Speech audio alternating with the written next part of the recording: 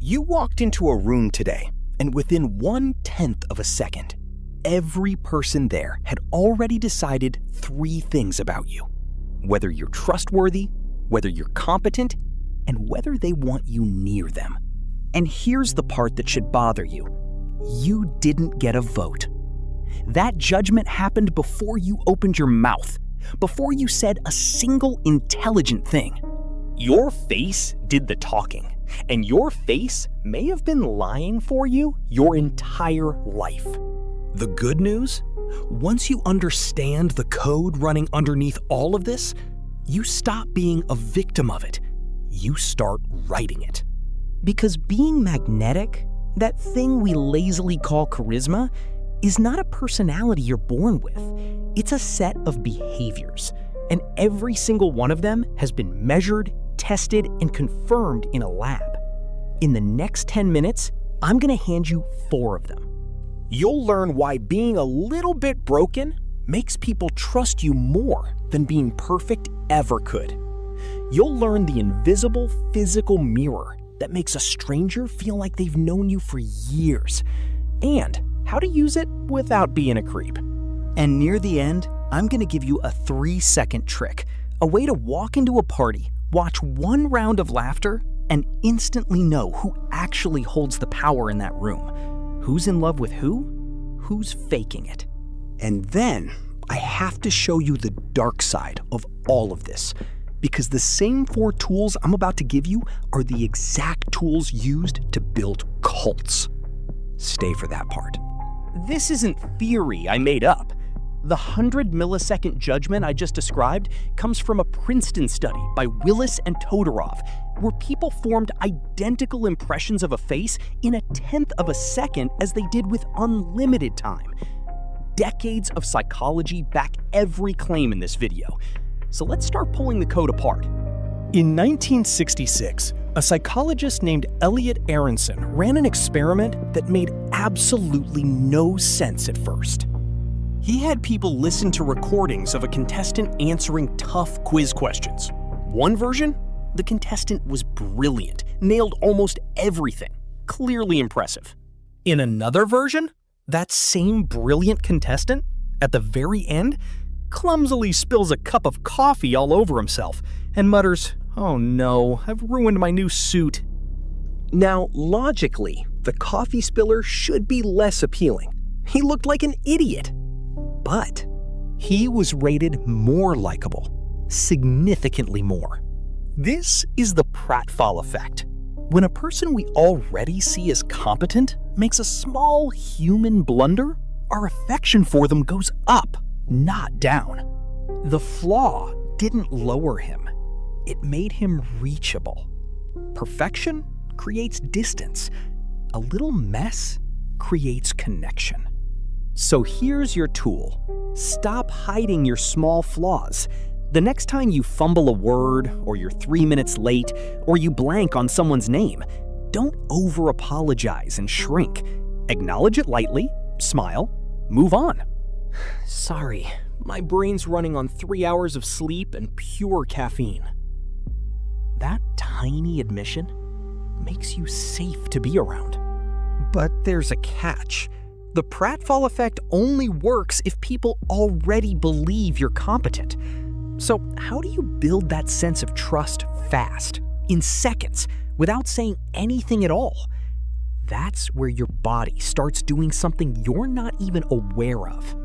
In 1999, 2 researchers, Chartrand and Barg, sat strangers down to work on a simple task with a partner. What the participants didn't know is that the partner was secretly instructed to do one weird thing: subtly copy them. If you crossed your leg, they crossed their leg. If you rubbed your face, a few seconds later, they rubbed theirs. Afterwards, participants were asked how much they liked their partner. The ones who'd been subtly mirrored rated their partner as more likable and described the entire interaction as smoother, without any idea why. They called it the Chameleon Effect. Human beings are constantly, unconsciously, syncing their posture, their gestures, even their breathing rate with people they feel bonded to. Your brain reads that physical sync as a primal signal. This person is like me. This person is safe. So in your next conversation, do not sit there like a statue while the other person leans, gestures, and lights up. Match their energy. If they lean in, you lean in. If they slow down and get thoughtful, you lower your voice and slow down too. The rule is subtlety and delay. Wait a few seconds. Mirror the vibe, not the exact move. The moment they catch you copying them, the spell breaks and it gets weird. Done right, they walk away thinking, I don't know what it was. We just clicked. Now, mirroring makes people feel connected to you. But what if I told you the fastest way to make someone genuinely like you isn't to do something for them? It's to get them to do something for you. Sounds backwards. It's one of the most reliable findings in all of psychology. Benjamin Franklin had a political rival who hated him. Franklin didn't send a gift. He didn't flatter the man. Instead, he did something strange. He asked to borrow a rare book from him. The rival, slightly flattered, lent it. Franklin returned it with a warm thank you note. From that day on, the man who despised him became one of his closest friends. This is now literally called the Benjamin Franklin Effect, and psychologists have replicated the core idea. We don't do favors for people because we like them. We come to like people because we did them a favor. Your brain hates contradiction. It thinks, why did I help that person? I must actually like them. And it quietly rewrites your feelings to match your behavior. So stop trying to win people over by being endlessly useful to them. It can come across as needy, and it makes you the one investing. Instead, occasionally let them invest in you. Ask for the small favor. You clearly know this place. What should I order? Can I get your honest take on something? A small, genuine request makes the other person feel competent, trusted, and quietly bonded to you. Okay, by now you can make people feel connected and make them like you. But charisma isn't just about being liked. It's about awareness. It's walking into a room and instantly understanding the invisible web of who matters. And there is a shockingly simple way to read that web. Remember the 3-second trick I promised you? Here it is. A neuroscientist named Robert Provine got obsessed with a question nobody thought to ask. Why do we actually laugh? So he did something simple.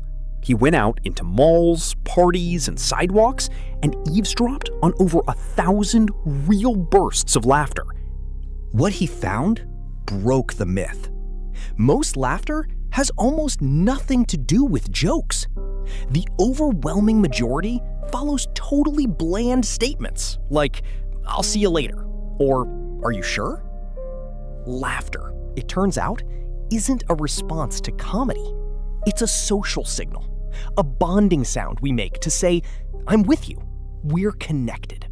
And that unlocks the trick, because laughter is a bonding signal. Watch what happens in a group the instant something funny lands. People don't just laugh into the air.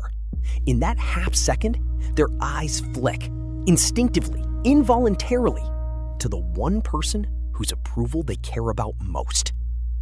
So the next time you walk into a room, don't try to map the whole thing. Just wait for one round of laughter and watch the eyes. The person everyone's glance lands on, that's the center of gravity. That's the one with the social power.